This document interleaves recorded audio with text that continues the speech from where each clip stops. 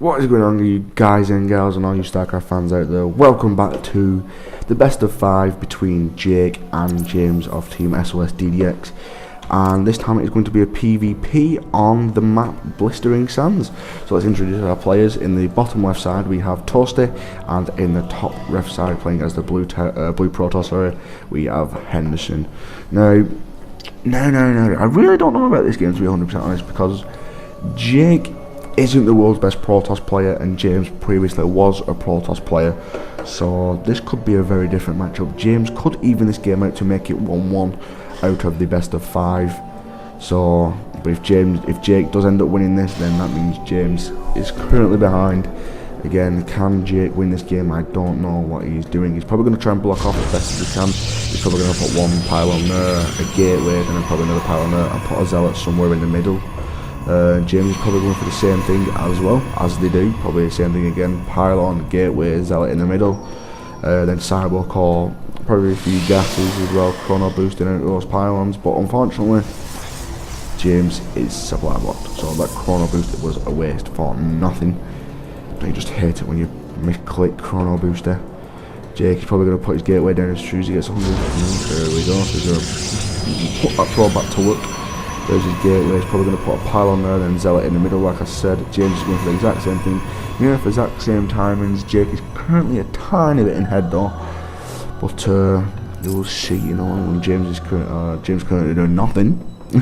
We're waiting for his minerals to go back up, but yeah, it's going to be a very. I think it's going to be a very standard game. Probably some gateway units. And there's no gas at the moment for either player.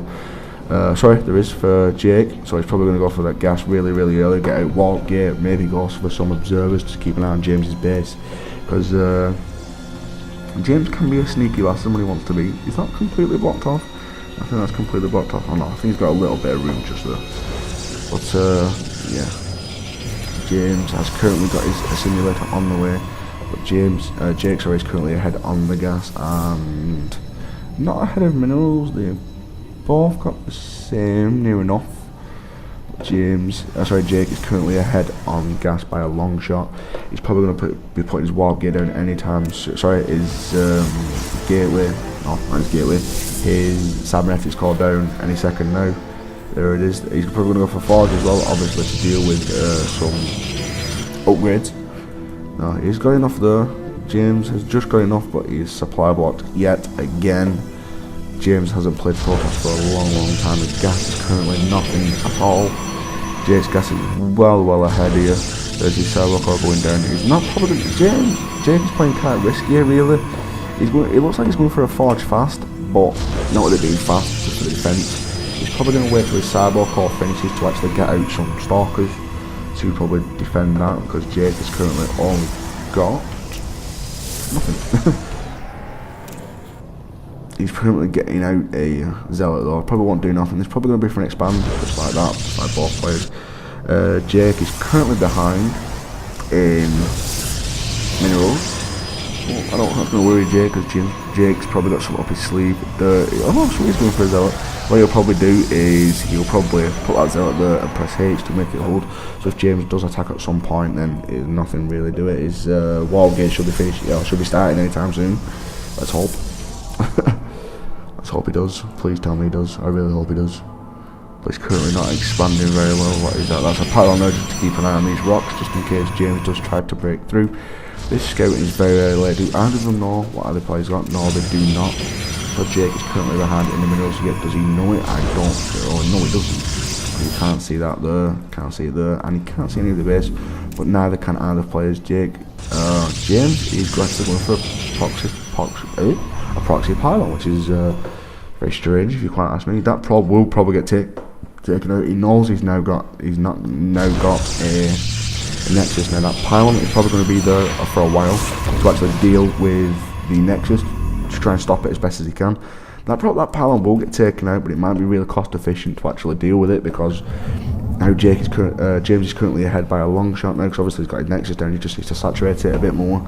He's currently building a Stalker and his warp gates on the way. Jake will get his warp gates out first, but by the looks of it, it doesn't really make much of a difference. 3 to 3 or 3 to 4, I think it is actually. not 3-3. 3-3. Jake should really do some scouting. He needs to find that pylon, because if he goes for the expand and it's not there, he won't be able to do it. Jake should really chrono boost out that warp gate, try and get it out a bit quicker, because you really do need that. If he gets that could give me an advantage. So have a look at the units. So James is currently ahead in units wise as well, but Jake has got a sentry and a mothership core, but that can put him in the lead, because sentries obviously have force fields and they could block off any attack that come in, and the mothership core could deal with that, because zealots can't attack her, stalkers can, but don't do a lot of damage against her really, and it doesn't really take much to take a stalker out unless there's a few of them. And I don't really know who's got this game at the moment, because that's obviously going to do a lot of damage to James, even though it isn't really close to supply box, because supplies are very, very even at this moment in time. He's going to be putting these 2 pylons down here to actually deal with any attacks that come in. He's probably going to put some cannons there and some there. There goes down his nexus. And Jake, come on. You have to go and find this pylon. You have to find the pylon. I'd be disappointed if you don't find the pylon. But let's have a look, shall we? James is currently waiting for an attack. Pylon there on the high ground to see anything coming in. Also with that there, Jake can't see anything what he's got at the moment in time. And I don't know, it's a very even game at this moment in time. Let's look at the income. Obviously the income's well higher because James got his nexus down well before Jake did. Obviously with the gas income as well. Jake is currently ahead in gas, but that's because he's got two fully saturated gases. And Jake has only just got his second gas down on his main. He's not going to be putting gas down anytime soon. He's probably going to go for basic units, probably zealots, stalkers, maybe a few sentries, but I've never actually seen James go for sentries. Probably doesn't know the power of what the nice hallucinated phoenix there by Jake to see the whole base, but now Jake has got complete vision of the base to see what he's got. Obviously, very basic build. Don't know what that is. That is as a Stargate. Jake did see that, so obviously Jake is going to go in there, so we're probably going to defense up a little bit now.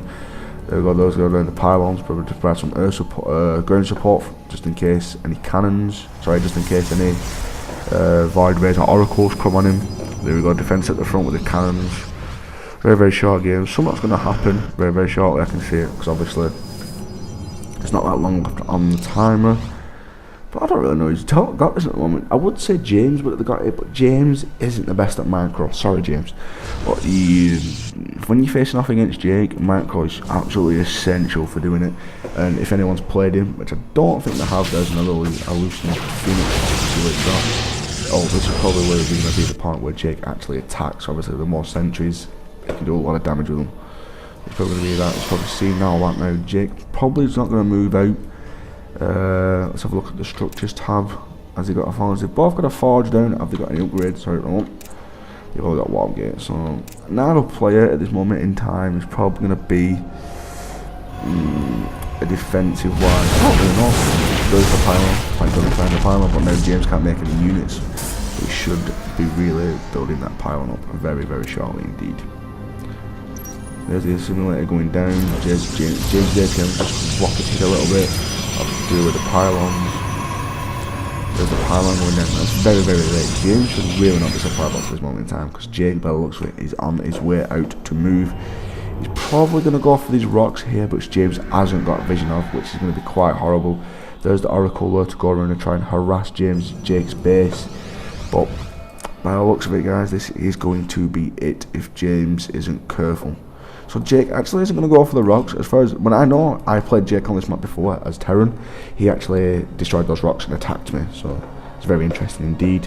The oracle probably will move out any second now. Maybe he's actually going to leave it to this base or to the main. But I don't know about this moment. That is a hallucinated colossi. So James is definitely going to try and go for those. No doubt about it. But by that point it is going to be too late. Jake's got 12 too much banana and a nice little time warp there by James, but I don't think it's going to be enough really. The colossi aren't going down. I think James completely realised that oh no, those are hallucinated, and it's probably going to be a GG right here from James. That is really, really looking at James. But those colossi pushing tell the difference there. Constant forces coming on the way. Jake really could do is put a pylon down here at the bottom of this ramp or up there. James is currently expanding to his third, which is going to be pointless because it's probably going to be a game over in a second. This nexus is going to fall. Also, there's oracles there to try and attack back home. He'll probably warp in some more units here to try and defend against that, or is he going to chase it down? No, I don't think so. Here you go, the pylon down now. Jake very, very cleverly moved his units out away first, so he actually doesn't risk losing any, but by the looks of it, James is going to fall right here. He takes out that pylon right there. Those hallucinated core fire is absolutely pointless. Oh look, James has just realised that he's already moved out the cannons, but we're going to deal with those. Yes, they are, and he should have some more on the mineral line, which is just finished. And he has as well. That is going to be it for James. Unfortunately, one more hit on that oracle, and it is done. James is currently brought the rear, so James can't bring in any units at the moment in time. And that nexus is doing nothing. There we go, there is the GG, guys.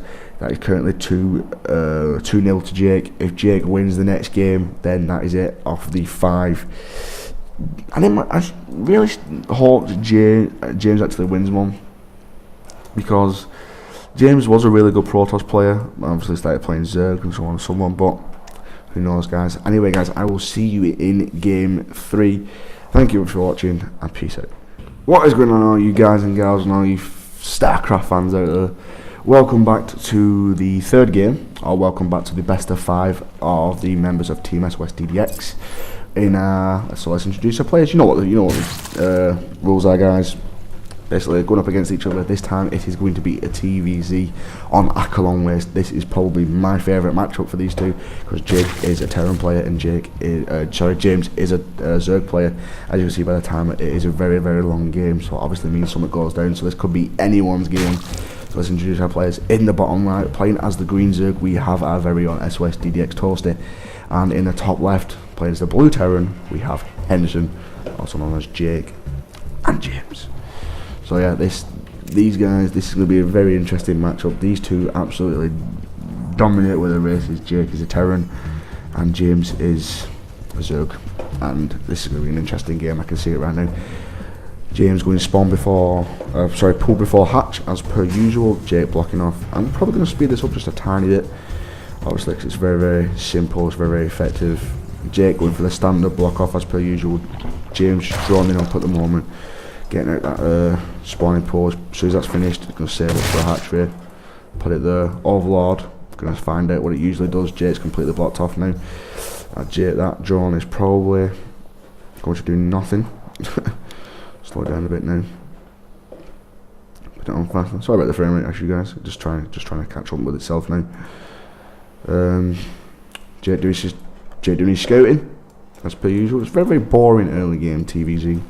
There's nothing really much that either player can do. James has obviously got his Zerglings out. Jake has currently got one Marine out, which should be able to deal with the Zerglings, no problem, if Jake does decide to attack. And I have a feeling I know what James is going to go for in this game, and I have a feeling I know what Jake is going to go for in this game.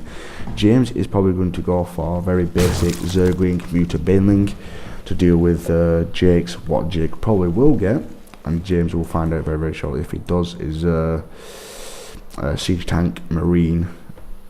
Siege Tank Marine, maybe a few Marauders, I don't know really, maybe a few Medivacs as well, obviously, to deal with the damage as well. Very, very basic. Pause SCV, they got attacked. That drone there would be dealt with really, really easily, so Jake should be able to expand right about now. There he is. There is the expand factory going down for Jake. Metabolic boost coming up for James, but unfortunately Jake actually has the units to deal with it. So look, 3 Marines against 10 Zerglings, obviously with a bunker going down now as well. Unfortunately, Marines win. Here comes James's Zerglings. They're probably going to have metabolic boost anytime soon. Should be nearly finished. It's nearly done, but this attack's probably going to do nothing if James does decide to attack. He's actually going to move command there just to keep him in his base for now. Those Marines will definitely be moving there. Jake probably might put the SCV on mining, or he might set it to repair just in case these Zerglings do attack, but Jake doesn't know those Zerglings are outside the base at this moment in time, and James doesn't actually have any scouting information whatsoever because this Overlord is doing absolutely nothing. And I've been playing a lot of time here. Here comes the speed boost for the Zerglings. They're very basic.